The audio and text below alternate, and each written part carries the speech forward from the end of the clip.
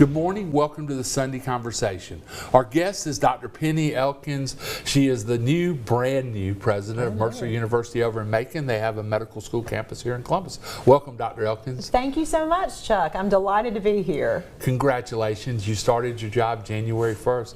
I did. You've been at Mercer for how long? Gosh, I feel like I grew up at Mercer. I'm a double Mercer graduate, so I was a student of Mercer, but professionally I've been there 25 years. What'd you study at Mercer? So at Mercer, I actually went to Mercer to be a pre-law major and met some amazing mentors. If you look at my vita, it has absolutely zero law degree in there, but I was a double major in education, which I am a very committed educator. You'll hear probably some about that in this interview. And I double majored in Christianity and religion. Wow, that's an interesting. Yeah. I mean, but for Mercer and Mercer's faith affiliation, it makes a lot of sense, right? Absolutely. Yeah. What a lot of people may not know is you grew up right here in Columbus. I did. Not very far from this TV station, You're right? exactly right. Talk about the Columbus you grew up in and sort of how that, I mean, Columbus has produced the university president. How did the Columbus you grew up in shape you? Yeah, when you see the smile on my face, I tell you, this is a beloved community and will always be my home in my heart. I tell you, my family's still here, but we grew up, Chuck, working poor. We were very modest in terms of our upbringing. My dad, I'm actually the first generation college student to get a 4-year degree. Mercer changed the trajectory of my life, and but Columbus was that founding for me. And my sister is still here, my brother-in-law. Teddy Usry is your sister. Oh goodness, yeah, she'll be very excited that we're talking about her. Teddy, who actually started professionally here at WRBL back in the 70s. So she's been a great mentor of mine. And you grew up in the Rose Hill neighborhood, like I said, which is not far from here. Yeah. As you were coming in today and coming into Midtown and into this area, were you thinking about kind of how far that journey has been? You better believe it. In what way? What way? I told my colleague who was coming over here with me this morning, I said, now we just need to understand we're passing through the neighborhood where I grew up, very near to high school. I went to Jordan High School here in Columbus, Georgia. And even thinking about my dad, who was a long-haul truck driver, he never graduated from high school.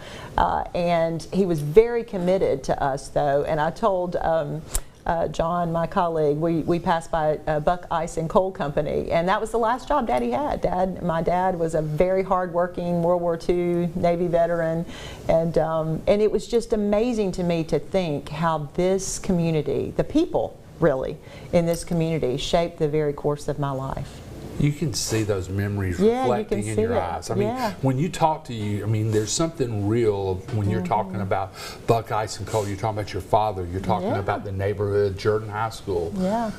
It sounds like you hold those in a very precious place. Well, you see the emotion, which I did not think I was going to start out with any emotion this morning. But I have always had people who believed in me more than I really believed in myself.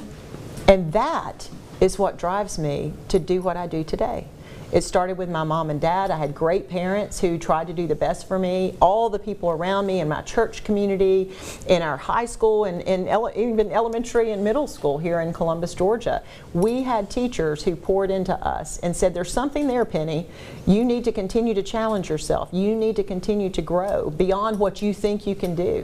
And that inspired me to do what I'm doing. How come in all of our lives, not just yours, so many of those people that helped us chart the course are educators? Yeah. Why do you think that is? Because number one, I mean, really think about it. We spend a great deal of our lives in front of educators. But think about it. As we're growing up in those very formative years, we are impacted, yes, by our families and churches and communities, but we're also almost just as significantly impacted by the educators that work alongside of us as children, as youth, as adults. Coaches, classroom teachers, administrators. Yes. And the idea, the calling of being an educator, of course, I would say, is one of the most noble of professions because of that very reason. Because we can impact the lives of students, like parents or grandparents. You're supposed to say, oh, son or daughter or grandchild, you can be, whatever you want to be, physician or astronaut or what have you. But my goodness, if an educator says that to you, it really does create within you. It's outside voice. It's it's another voice that believes in you. Yes. Is there any particular educator or person that outside of your family that may have helped shape you? Oh, there's so many, so many.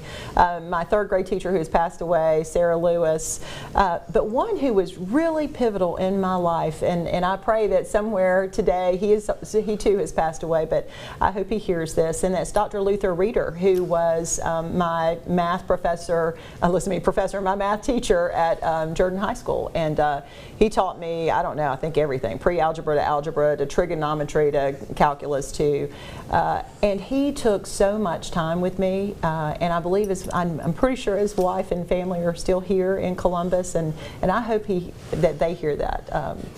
What does that say about the impact of educators? Here you are now, a university president, talking about a third grade teacher and a high school math teacher. What does that say? Yeah. Well, I hope it inspires all of us to understand the power of the educators that are surrounding our children, and not only to understand it, but to support and encourage those educators who are making a tremendous impact in the lives of our families. Well, I want to explore more now about what you're going to be doing at Mercer and sort of what that looks like. But we've got to take a quick break, Dr. Elkins. You're watching the Sunday Conversation. We're talking to Dr. Penny Elkins. She's the president of Mercer University. We'll be right back after this break.